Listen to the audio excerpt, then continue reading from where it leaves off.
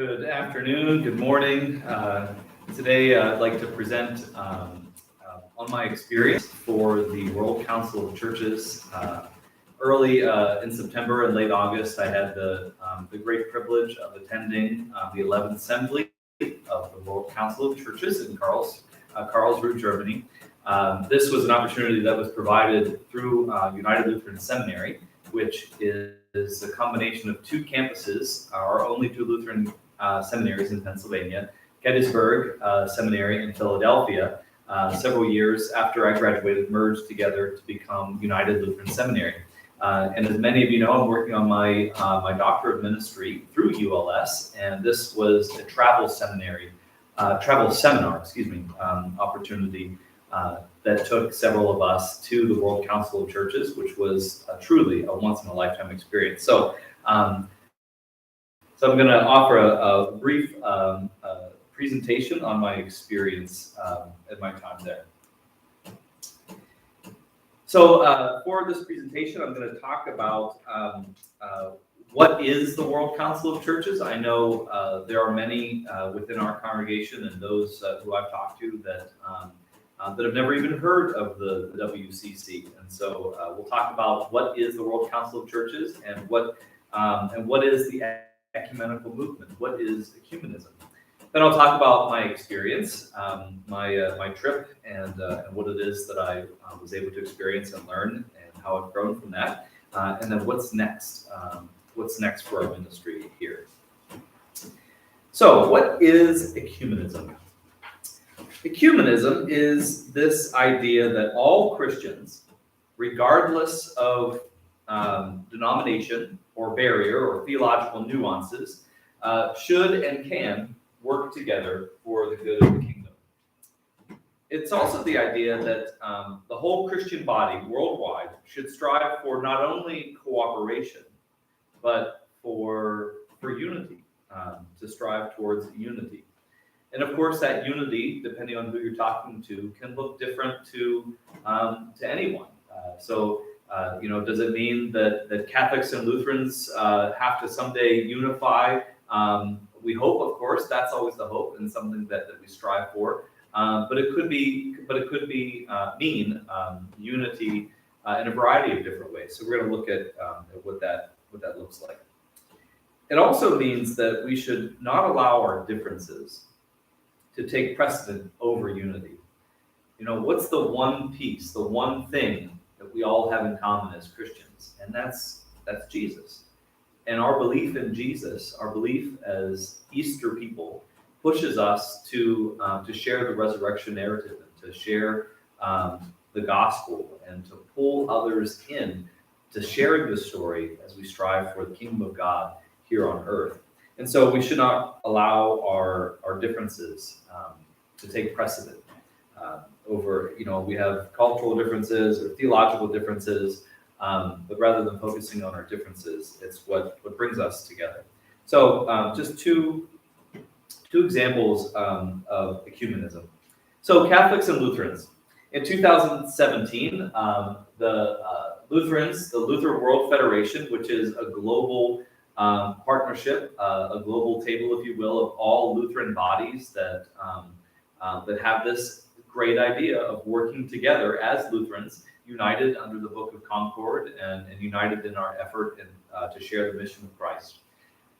So in 2017, Lutherans and Catholics signed a very important agreement called the Declaration on the Way. As many of you remember, this was the 500th anniversary for the Reformation. And so we signed this agreement to say that we will continue in our efforts to join together in common mission. That hopefully as the end goal is full communion partnership, and anything else you can dream of. But the goal along the way is to work together. And so this commemoration was the 500th anniversary was a celebration that we shared together. We acknowledged our history and our past, and we celebrated the unity that unites us as the body of Christ. Full communion partnership is another example. This is one that we should be especially proud of. in the Evangelical Lutheran Church in America. We have several church bodies in the United States that we share in full communion partnership with. So they are the United Methodist Church, the Moravians, the Episcopal Church, the Presbyterian USA, the Reformed Church in America, and the United Church of Christ. Now, if say I wasn't able to be the pastor of Ascension, and several attempts were made to try to find a Lutheran pastor to fill the pulpit and the responsibility of the office of pastor, and there was just no one. It could be that the Presbyterian Church down the street can provide pastoral care and leadership in the church. It could be that a Methodist pastor can come in on a Sunday morning and celebrate the Lord's Supper with and for us. It could be that I, as a Lutheran, can go to a Moravian church or a Reformed church or United Church of Christ and serve as the pastor of that congregation. That's what we mean as full partnership. Now, of course, we have little nuances. Of course, there's still differences, but what we focus on is our unity and our common mission as Christians together. Now, I just want to give a brief history of the World Council of Churches and what it is, because it's pretty amazing. So the historical roots, and I'll be honest, some of these details were taken directly from the World Council of Churches website, and so I commend that to you. If you've never heard of the World Council of Churches, go to their website and get lost. It's a great rabbit hole to go down, because one intriguing thing will lead to another. But the historical roots of the WC started around the turn of the 19th century, around 1910. There was a conference in Edinburgh, Scotland, of missionaries. So missionaries from around the world gathered together, and then in 1920. There was an encyclical, very important, from the Orthodox Synod in Constantinople, that recommended that there should be a kind of global fellowship of churches, because until that point there was not. We only focused on our individual lanes or our divisions. So there was this hope, or this goal, that we as Christians could come together and form something akin to like the United Nations, like the League of Nations. Back then, around 1937, there were more than 100 churches that came together to form and found the World Council of Churches. But the inauguration of such an entity was delayed because of World War II. So there were some predecessor bodies that were incorporated into the council over the decades, which include the International Conference on Faith and Order, which dealt with things like theology and sacraments and ordinances, and then Life and Work, which covers things like social ministries and international affairs and service relief services. The International Missionary Conference, the IMC, a world alliance of churches for global peace, as well as a council descended from the 19th century Sunday school movement. Now, two pioneering World Council of Church projects were launched in cooperation with the IMC in 1946. The Commission of Churches on International Affairs, and something that I had never heard of, but learned about while I was in Germany, and that's the Ecumenical Institute in Basel, Switzerland. There were lots of students who study ecumenism and study various theologies in master's or doctoral programs, and all happens at the University of Geneva. So there were lots of students that helped various tasks at the WCC. Right. So early beginnings. This is a picture from 1937, which in Oxford. This is in Oxford. Oxford Life and Work Conference, Community, Church, and State, and this approved the merger of Faith and Order that would later come to form the World Council of Churches. Now, here's a picture in the background of the first meeting of the joint working group between the WCC and the Roman Catholic Church that met in Basel, Switzerland in 1965.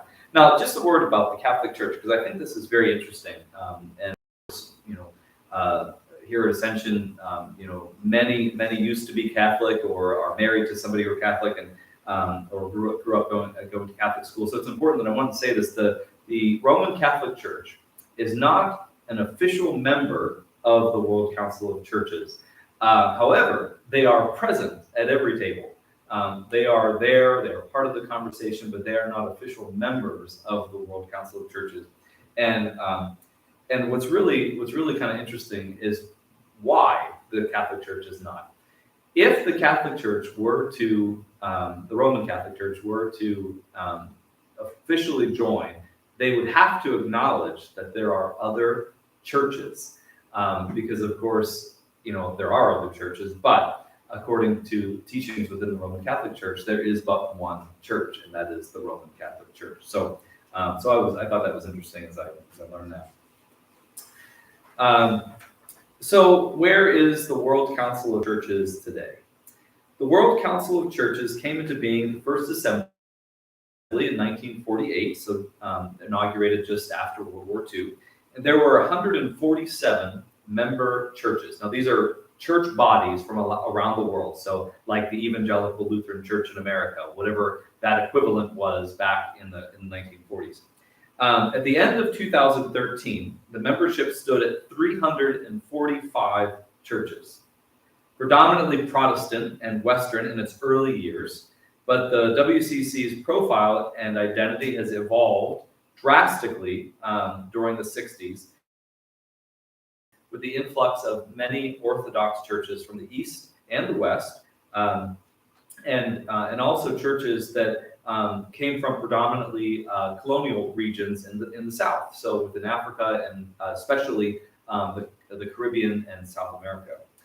The WCC holds its assembly every 6 to 8 years, so that's why it's a very big deal that I got to go, because it doesn't happen very often. The first assembly took place in Amsterdam, in the Netherlands, in 1948, and then the 10th assembly, so the last assembly, was convened in Busan, in the Republic of Korea, South Korea, in 2013. Today, the WCC member churches can be found in all regions of the world and include most of the world's Orthodox churches, Eastern and Oriental, as well as African instituted churches, Anglican, so the Episcopal Church is part of the Anglican Communion, Assyrian, Baptist, Evangelical, Lutheran, Mennonite, Methodist, Moravian, Old Catholic, Pentecostal, Reformed, United and Uniting Free and Independent Churches, Disciples of Christ, and Friends, which are the Quakers. Today, there are 352 member churches. So, before I get into my day-to-day experience of the assembly, I want to talk about this symbol. This symbol was everywhere. Walking around Karlsruhe, it was on top of buildings, it was at bus stops, it was on the train system. They have, there's a castle, which is in the main part of the city, literally in its center. And at the top of this castle flew the World Council of Churches flag. It was truly an Olympic-like experience. If you've ever been to the Olympics, or if you've watched it on TV, you know that the Olympics, when they're in a town, they take over the town. They take over the city and the country, and the flags and are represented everywhere, because it's a big deal for the global church to come together in one particular spot. So this was the flag. This was the symbol adopted for the 2022 11th Assembly of the World Council of Churches. And you'll notice a few different things. The first is the cross. And of course, the Assembly's theme is an affirmation that Christ's compassionate love transforms the world in life-giving power of the Holy Spirit. So the cross is, of course, predominantly placed on this symbol, an expression of Christ's love. Next, you have the dove. And of course, the dove is the universal symbol of peace and reconciliation. The dove also represents the Holy Spirit and a deep expression of hope. Next, you have the circle. Now, of course, if I were to ask, what does the circle symbolize? I'm sure many of you would think of the word unity. A circle has no end in it, and so it's a continual cycle. So the whole inhabited world. So the circle, also, if you could think of the globe, the whole inhabited world, oikonomene, bringing, which means the whole inhabited place, the circle brings about a sense of unity and a common goal from the new beginning. Circle is also inspired by the concept of reconciliation. As Christians, we have been reconciled with God through Christ. And as churches, we are agents of forgiveness and love, both within and outside our community. So reconciliation was a huge part of this assembly. Reconciliation not only with one another, but reconciliation with our colonial past, those who have that colonial past. Reconciliation with some of the historical past of the Christian church, and how we have not always sought peace, but destruction, and how we have kept silent at a lot of moments in history when the Christian church, when the Christian voice should have been held the loudest. So next we have the way. Now we all come from different places, cultures, and churches. We walk different paths responding to God's call. We are all on a pilgrimage through which we can encounter others and join together on a journey of justice and peace. The different paths, so you'll see it looks like an ichthus, like the fish, but they represent different paths, represent our various journeys. And the movement, freedom, and vibrancy of life and the drive of the WCC and its member churches around the world. So, my experience in Karlsruhe. This is a picture of me, day one, in front of the main entrance. I think it's right after, or maybe it's right after we went through the security checkpoint. And you can see the symbol predominantly placed on the banner above the entrance. So my first stop, this had nothing to do with the WCC, but flying over to Europe by myself, no family, and I wanted to take an added a little bonus side trip, and so I went to Luxembourg. And every time I say I went to Luxembourg, everybody says, "Why Luxembourg?" When I was in high school studying French, learning that all of the different French-speaking countries, Luxembourg always stuck out to me because it's one of the smallest countries in Europe. Malta, I think, is the smallest.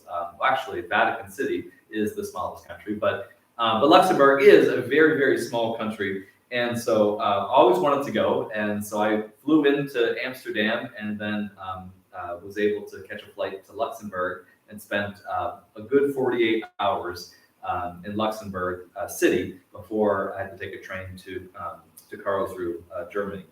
The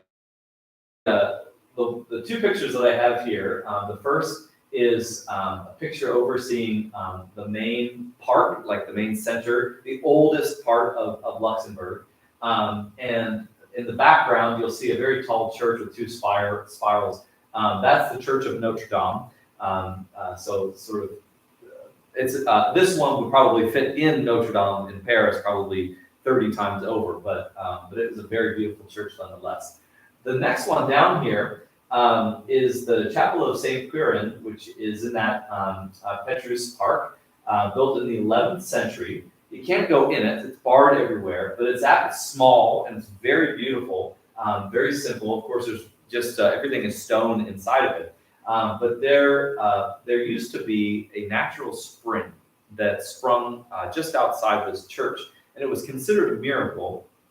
And the legend goes that people would come to this church to be cured for different sight ailments. And so they, somebody who was blind would be able to wash their eyes in the water and regain their sight. And so I thought it was quite telling that just before I'm about to have my eyes opened to the global church, I was able to visit one of the oldest churches in Luxembourg. It was literally the last thing I saw before hopping on the bus to get to the train to get to Karlsruhe.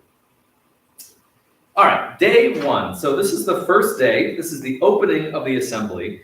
And let me tell you, it was like the Olympics. As you're coming into security, there are people in every different kind of dress, from African dress to Orthodox long flowing robes of all different colors, different hats and turban like hats, and pastors and priests and lay people. I mean, every kind of person that you can imagine around the world was coming to this event. And so in this way, it was very much like the Olympics. And I was starstruck. There were so many people, significant people, significant players and leaders around the world and throughout Europe that were present here. So the Lord Mayor of Karlsruhe came to welcome us to the town of Karlsruhe, and he was just a delight. The city and people of Karlsruhe were incredible hosts. The president of Germany came to address our assembly. That was really cool. The worship, I think the worship was my favorite part. It was dynamic and energetic, and we speaking the Lord's Prayer in what they say is the language of your heart. So imagine a stadium-like area of an arena full of people from every language you can imagine, saying the Lord's Prayer at the same time in the language that they speak, the language of their heart. It was absolutely beautiful. For a moment, you think I had this thought, I wonder how God hears us. And God hears us just like that, in the language of our heart. God doesn't have this special language that we have to learn in order to communicate with our Creator. God is the creator of our language, and it's beautiful. And so it was beautiful to listen to the Lord's Prayer as God listens to the Lord's Prayer. Food and diversity of Christ's table. So I have to say, the food, which was provided, breakfast was amazing at the hotel. Nutella and croissants every day for breakfast. But lunch and dinner at the WCC was okay. They had these little tiny glasses, which always had something very German in it, whether it was like a potato salad or potato-based appetizer or a sour. They were always very delicious. The meals were very, very simple, but imagine feeding almost 4,000 people. It's a lot to do every day. So there were different places to eat. But I talk about food. I'm not complaining about the WCC food, but it also makes us think about Christ's table. We talk about this table throughout the New Testament, and it's even this imagery that comes from the Old Testament. But Christ talks about this table, a table that we gather at the resurrection, with Christ as our host. Cups are overflowing. There's enough for everybody. It's a banquet. And who's invited, right? That's the question that's in a lot of parables and stories within the New Testament. Who's invited? And the guest list is always filled with people we never expect. If we had to draw up a guest list, Jesus would hand it back to us and hand us his guest list and say, listen, you add these people, and then it's a list. So the World Council of Churches, if I could put in your mind one image of what the experience was like, it was like sitting at the banquet table with Christ at the resurrection. Day 2. So each day we gathered together for different presentations from representatives from different church bodies and different organizations. And even different religions. We had a rabbi speak with us once. We had a lady who worked for the United Nations who was Muslim. But most of the presenters were Christians and representing various entities from around the globe. The down in the bottom right here, this picture, me and this gentleman in the black. Well, I guess we're all wearing black in all those pictures, but that is Archbishop Anva Angelos. He is the Archbishop of the Coptic Church of London, and the Metropolitan, and also there was Metropolitan of Chalcedon, and you'll also see I'm with Cardinal Kurt Koch, who is the Secretary for the Pontifical Council for Christian Unity. But I want to focus on something that Archbishop Angelo said. He said, "We are all diverse by design. It is we who see diversity as difference and express it as conflict." How true is that? I mean, God literally created the world to be as diverse as possible. And we step back, we see diversity, and sometimes we see it as something that's negative. That we have to come into some kind of uniformity or conformity in order for there to be harmony. But in the WCC, our diversity is celebrated. But we can celebrate diversity while acknowledging our common strive towards unity. It was also interesting to note that 1 out of every 8 people at the WCC assembly was Lutheran.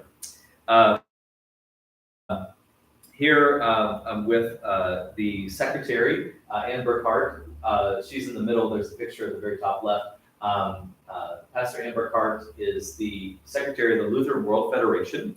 And also a picture here on the other side with me is Pastor Margaret Galbraith, who is pastor here in the Southwestern Pennsylvania Synod. So that was really cool. There were lots of Pittsburghers, lots of Yinzers at the assembly, which was pretty cool. Next, I just have here, there's a picture of me monkeying around. There's a zoo literally right next to the assembly. And it was absolutely beautiful. So with the Karlsruhe, the city was kind enough to offer our participants free admission into the zoo. And so there's just me goofing around. So right here, this is our group. This is the group that traveled from Germany, from United Lutheran Seminary, and also Southern Theological Seminary, which is one of the ELCA's eight seminaries. In the middle is our presiding bishop, the presiding bishop of the ELCA, Bishop Elizabeth Eaton. All right, day 3. Today's highlight was the experience of a gathering of the North American churches. So you had the National Council of Churches, which are, at the WCC is the global table at which all churches sit at, those who wish to sit.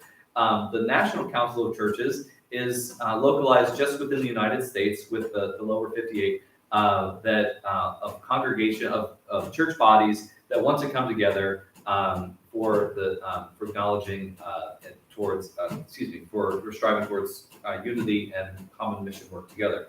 Also, the Canadian Council of Churches.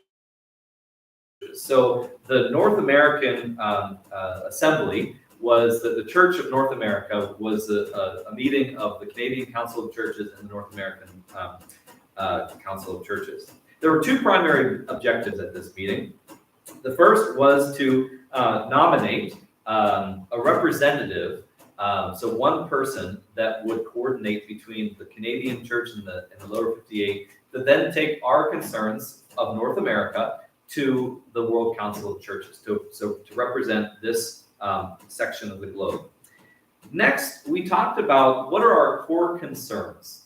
What are the concerns that we have as Christians in Canada and in North America? And several weeks before, we were invited to send our top concerns, and then we would discuss them here. So for Canadians, one of the top concerns was discrimination against Indigenous people.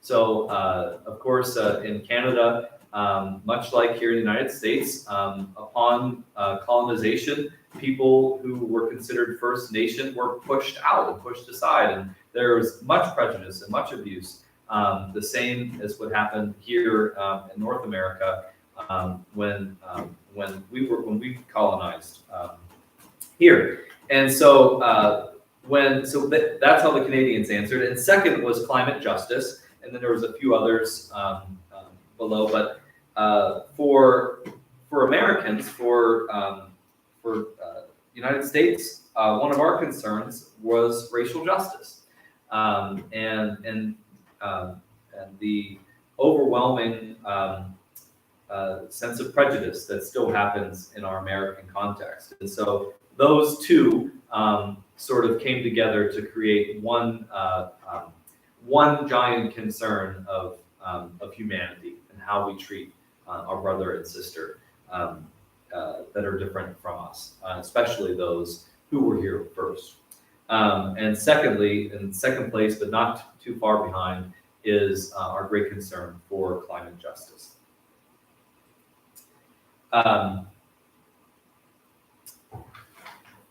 That ended the week, and then we moved on to weekend excursions. So my first excursion was on Saturday. I got to go to Basel, Switzerland. There was a missionary house that was started early 1800s at the time of Napoleon, and they have the largest collection of missionary documentation. So whether it's books or pictures or maps, that anywhere in the world. So they have the largest missionary library in the world. And once we completed our tour of that facility and learned about how that ministry center is still operating 200 years later, then we got a little tour of Basel, Switzerland, which was absolutely beautiful. But learned a lot about missionary context and how Basel has really supported and developed missionary theology throughout the world. Next, I got to go to Bretten, Germany, which is the birthplace of Philip Melanchthon, or Melanchthon. And so you'll see in these pictures, there's a statue. There's a giant building. It looks like a church and a library, and famous pictures. So you see there the picture of Martin Luther and Katharina. And this is built on the homestead of where Philip Melanchthon was born, so the town that he grew up in. At the very top, you'll see there's a painting that was in the Lutheran Church of Bretten. Philip Melanchthon to the left and Martin Luther to the right. Philip Melanchthon was equally responsible for a lot of what happened during the Reformation. We talk about Martin Luther a lot. He's like the picture child of the Reformation, but Philip Melanchthon was right there beside him and contributed the most towards the writing of the Book of Concord, specifically the Augsburg Confession and the Apology of the Augsburg Confession. One of the coolest experiences I had, again, dealt with worship, and that was an ecumenical service between the Catholic Church of Bretten and the Lutheran and Reformed Church of Bretten. That was spectacular. So those congregations gathered outside and we worshiped together. It was absolutely amazing. So day 5 takes us to September 5th, and during the plenary session that morning, we heard from representatives from the African continent and indigenous people from South America. So each day, each of the plenary sessions dealt with a specific part from around the world, different continent, and different contexts from around the world. And this bishop, I wish I remembered his name because it was very powerful what he said, but he said at some point, we must have the moral courage to say, I'm sorry. And not only was he talking about colonization, not only was he talking about slave trade and racism and prejudice, but he was also talking about some of the injustices that have been led and unapologized for by the Christian church. And he said, at some point, we have to have the moral courage to say, I'm sorry. This left me with a lot of lingering thoughts and questions. how do we say we're sorry as Christians? If you don't know much about history, it's important to learn the role that the Christian church has played. It hasn't always been bad, but there are certainly some dark corners in the story. You think about how did Christianity come to South America, for example. Conquistadors landing on the shore of South America and threatening death to those who wouldn't become Christian, who wouldn't embrace the Christian faith or be baptized. And if you didn't, then you would be killed. And so now you have South America, which is predominantly Christian and Roman Catholic. That's a part of our history. That's a part of our story. Slave owners and slave traders were by and large Christian and used the Bible to reinforce a lot of the atrocities that were carried out in the 1960s, going back not that far, and even today. A lot of our prejudice and bigotry is sometimes we use the Bible or Christian traditions to support how we negatively treat and impact people. How do we say sorry to the First Nation people? Just last week, I was at the Synod Convocation, the Bishop's Convocation, and it's become a custom within the Evangelical Lutheran Church in America, and specifically within our Synod, that when we occupy a space or a building facility where it is known that First Nation peoples lived before they were forced out by white landowners, or advancing, trying to create their own space, we acknowledge that they had owned the land, and we offer apology for the way that they were treated and how their land was taken from them. Lutherans, how do Lutherans apologize? Again, knowing history is very important. Martin Luther once said some very terrible things about Jewish people, and some of those words were used to treat and support Nazism and the Third Reich during World War II. And it's very unfortunate. And so in the early 90s, I believe it was the early 90s, the Lutheran World Federation offered an apology from our past, to say we acknowledge that this is part of our past. We're not proud of it, and for the effects that it had, we offer our apologies. And it's important to acknowledge and to say sorry. And so the bishop from Africa, when he said we must have the moral courage to say I'm sorry, it really stuck with me. Oh, I do want to say something about the brass plates. So as you're walking around Germany, as you're walking around Karlsruhe while I was there, every so often you would see a brass plate, or two or three or even several more, in front of a building. Those brass plates contain the names, the birthday and death of the Jewish residents who used to live in that place before they were forcibly taken from their homes and sent to work camps. On September 5th, we also met with delegates from the United Methodist Church, which was pretty great. And then I took a break. Then I had a day of rest where I finished the book, went somewhere and had a beer and some macaroons, and it was just a day, a late afternoon and evening of rest. Day 6. Today we met with a very large representation from the Korean Methodist Church in South Korea. And I wish I had the pastor's name. I think it was Pastor Lee, but over to the left, you see a gentleman like this. He's a United Methodist pastor in South Korea, and they must have had like 30 people with them, but they represented the LGBTQ community that has been ignored and really oppressed by the Church of South Korea.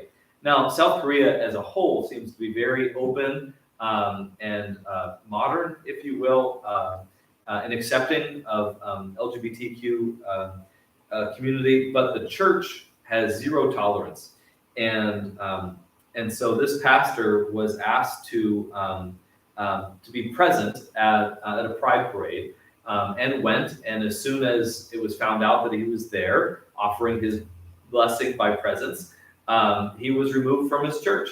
And so he is fighting against that that kind of policy, and he has a great number of support, and he brought many of them there. And they were not official delegates; they were not official representatives of the United Methodist Church of South Korea, but they were there to make a point. They weren't there to protest. They were simply there to wave their hand and say, "We are here and we matter." And so that was especially great. All of them spoke Korean, and our professor, Dr. Jun, is Korean and was able to translate for us. And so that was a real blessing to be able to experience that. And again, this experience made me question and wonder and think. And my question, what do I stand up for? What would I be willing to risk? Would I be willing to risk my role as pastor in the church, or my office of pastor, to stand for something that I truly believe in? And I think in today's day and age, we often hold back from taking a stance because we're afraid. And this group showed tremendous courage. Day 7. This is our last night together as a group. We also had the honor during that morning's plenary, the last plenary, of listening to Archbishop Justin Welby, who just a few days later would conduct Queen Elizabeth's funeral.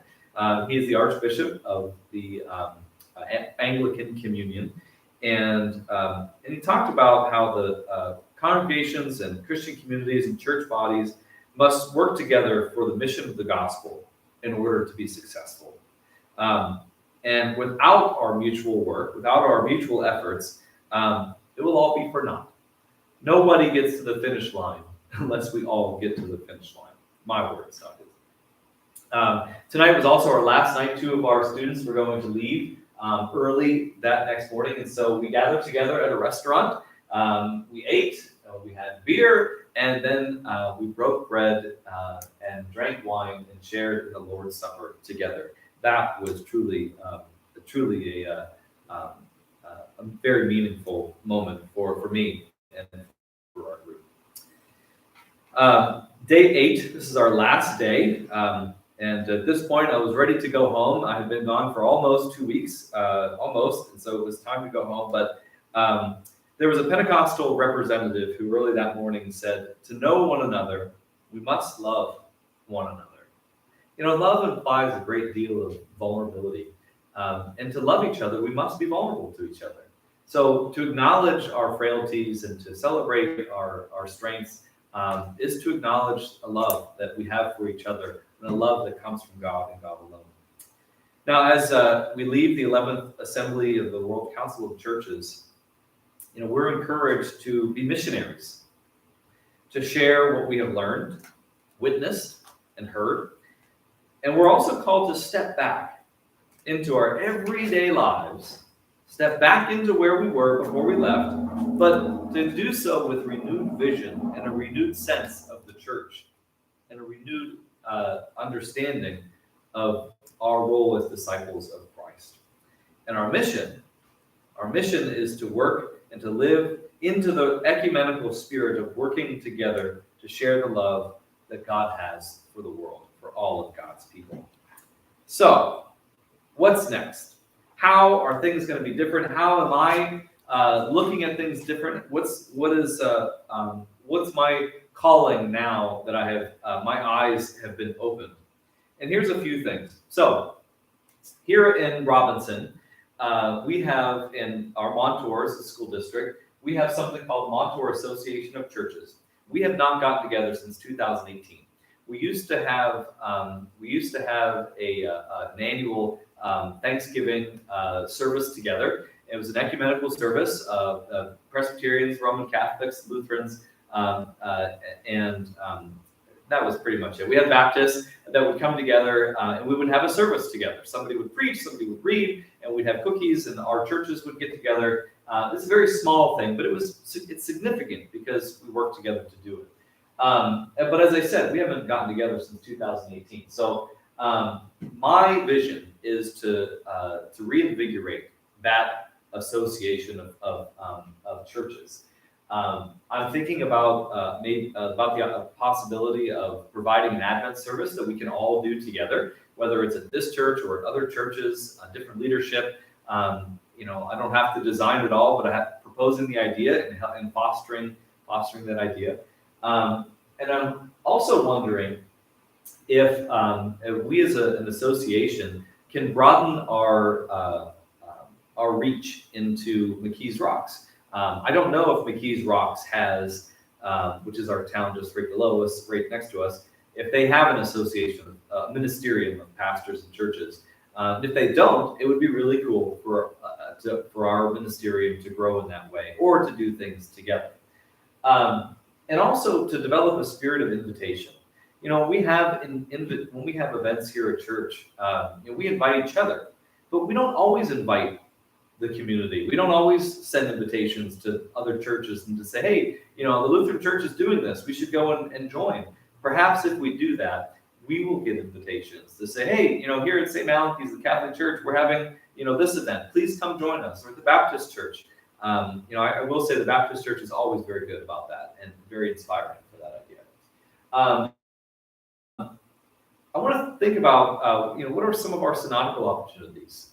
Southwestern Pennsylvania Synod is fantastic in its approach to ecumenism and what it does. We have many leaders, pastors, and lay that are involved. And so looking into what can I do? We have here what's called the Christian Associates of Pittsburgh, and their director, Liddy Barlow, was at the WCC.